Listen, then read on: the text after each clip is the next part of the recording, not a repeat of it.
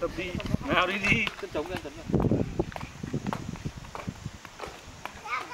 Đi đi. Điều khiển đi.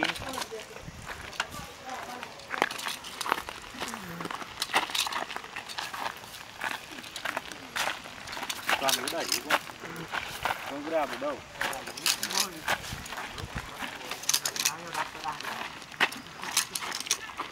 Đạp nó lại còn vướng cả cái này sợ.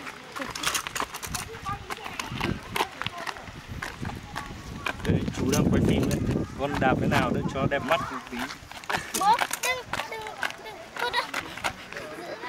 Giữ đi. Đi thẳng, đi thẳng. Xuống. Rồi, đi xuống đi. Rồi. Mệt chưa? Mệt chưa? Thế cái học nó không chạm đất đâu.